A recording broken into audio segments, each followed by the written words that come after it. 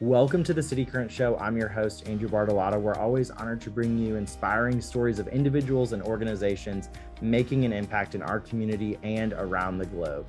Today, we're talking with Noah Hutton, a storyteller at heart, capturing and sharing unique narratives through captivating visuals. He's also the host of the Rest of Us podcast, where he shares candid conversations and meaningful insights with those who are making a positive impact in their fields. Noah, thanks for coming on the show.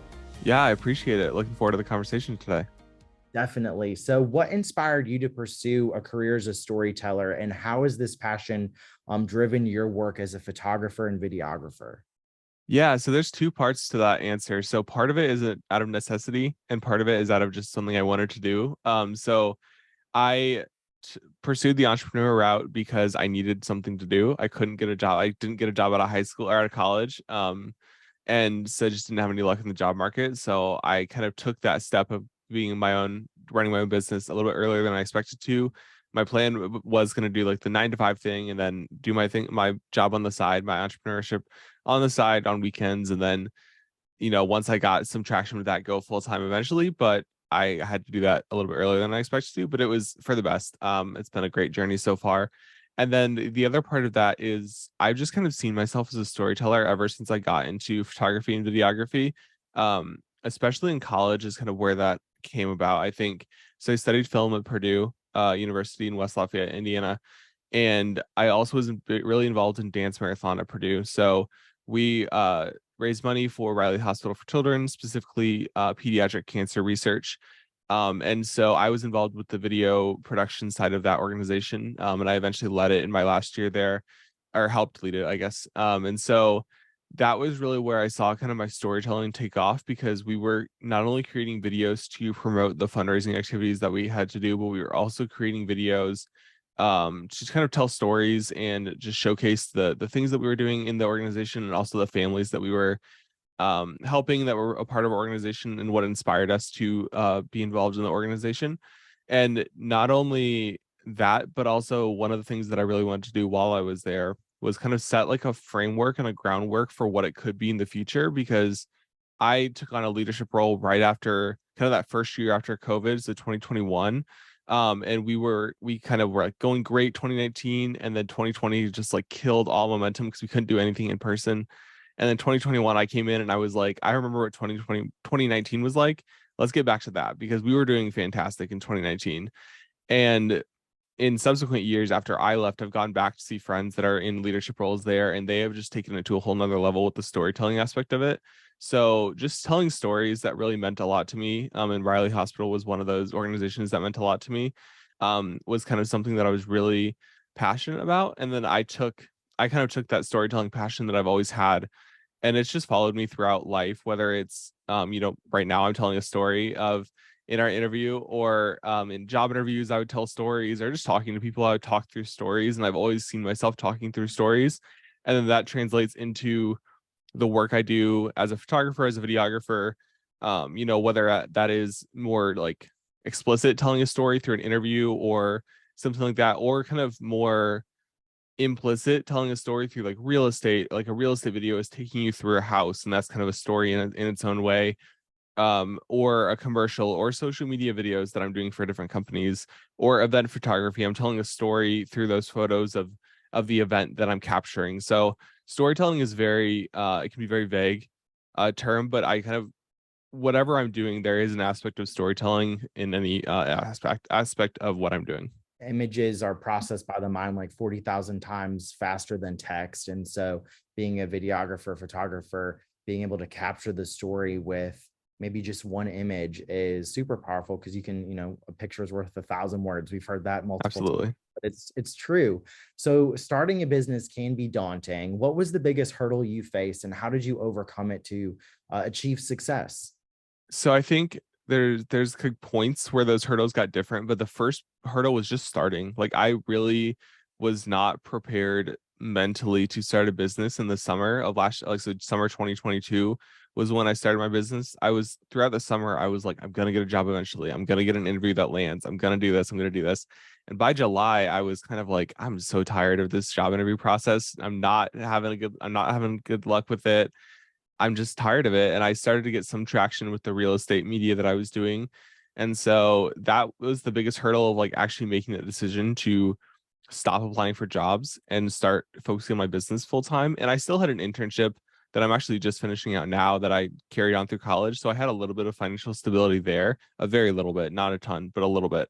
And so that helped, but also just like actually saying out loud and making the decision and filing my LLC of like, I'm starting my business now, as opposed to I'm starting my business eventually when I get the 9 to 5 and I have the $60,000 salary or whatever. Like I'll be financially stable and then I'll do it. Making that decision now was really difficult, but it was one I don't regret.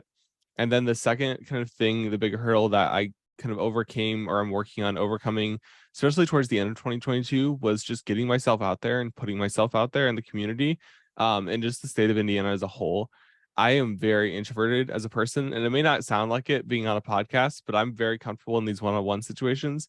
But going to events, meeting new people, introducing myself to new people, I'm extremely introverted. And the story I always tell with this is last year in December, I got invited to a bunch of Christmas parties, whether it's like real estate brokerages or organizations, things like that. They're like, come to our Christmas party. It'd be a great opportunity for you to network with the agents, meet new agents.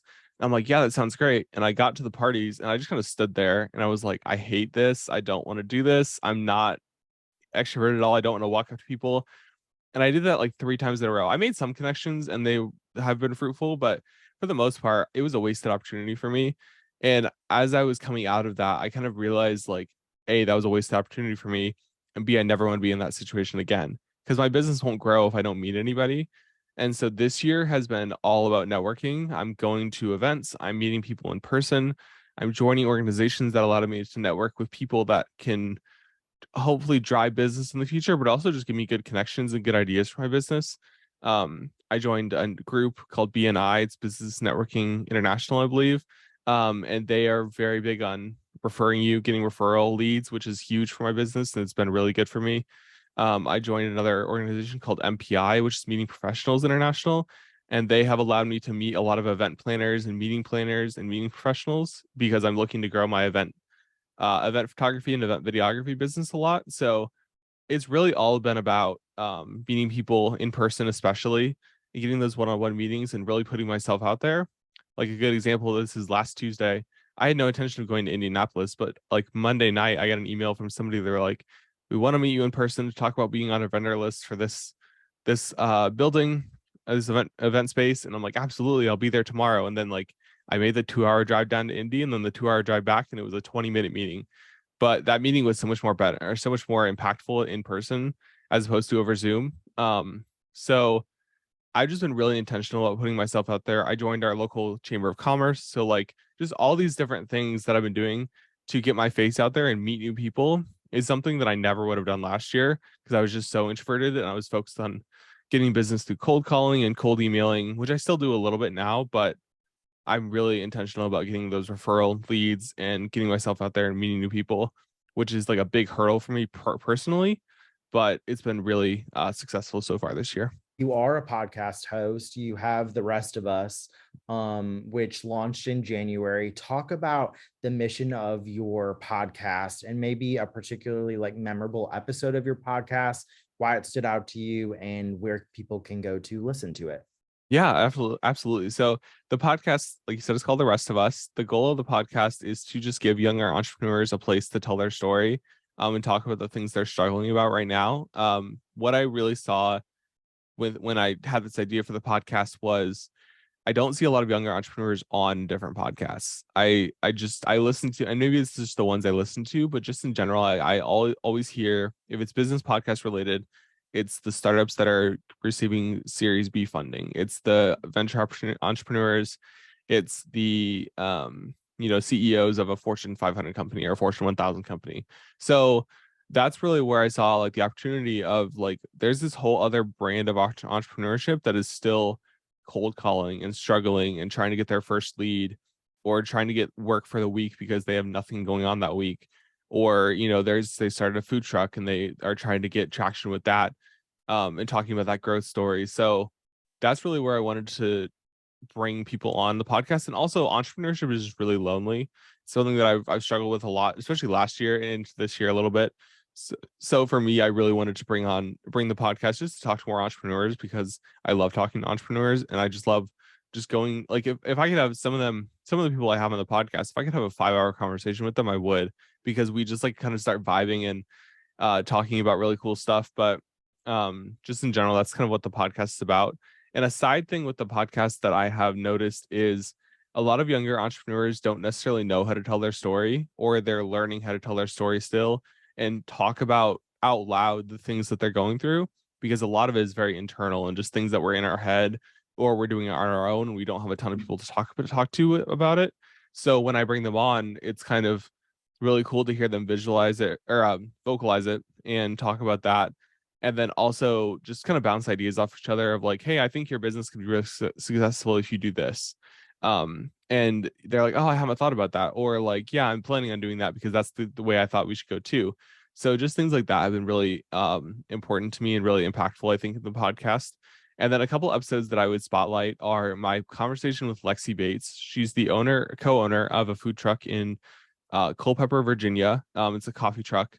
And that was just a really fun conversation for me. I feel like we really just vibed together, and we were just talking about a lot of things. We had a lot in common as far as our journey of entrepreneurship. And so I really enjoyed that conversation, and I think it's a really good interview. The other one that I will spotlight that's out right now is my interview with Jack Meyer. He is a entrepreneur. He started a wake surf charter business. So he's going to bring out a really nice wake surf boat on a local lake here and just take tours out, teach you how to wake surf, just boat charters in general. And I see a lot of potential for that business. And so I'm really excited to see where that goes. This is his first year in business and the first summer he's going to do that. So really excited to see how that goes. And just, I can see it growing to a bigger business if he continues it and he sees success with it, which I think he will. And then something I'll spotlight that's going to come out later this year, or it might actually already be out when this airs, is my interview with Brian Snott. So it was a 2-parter interview that we did. He runs a marketing videography business in Iowa, and we just kept going we went for like an hour and a half, and it was at a point where I was like, we got to split this into two parts. We got to like 45 minutes, and I was like, okay, we got to pause because I know we're going to go for another 45. I think we ended up going for another 50 or an hour maybe after that. So that interview, I think it's already out by the time this will air. It was really, really good. I highly recommend everybody listen to both parts because it was a really good interview, and we were really just vibing and talking really well. So highly recommend those 3 are probably the biggest ones I would spotlight. But I think with podcasts in general, I find inspiration, and I find I enjoy the ones I don't expect to enjoy the most. So I would say that if, let's say, you work in graphic design or you work in catering or something like that, go listen to the one about the photographer, go listen to the one about the industry that's completely opposite of yours, or the marketing agency owner, or the podcast host, because you'll find something that you get out of it. And that's kind of another reason I started my podcast. Is I didn't want to just talk to photographers because obviously I'm going to learn a lot from them, but I learned a ton from Lexi, who's a food truck owner, a coffee truck owner. I learned a lot from Jack, who's in a boat charter business. So like, I think those are all really important. So yeah, it's really great to listen to the ones that you may think you're going to enjoy, but the ones you don't think you'll enjoy that much, I think you'll even get more value out of. So I encourage everybody to listen to as many episodes as they can, because they're all great in their own way.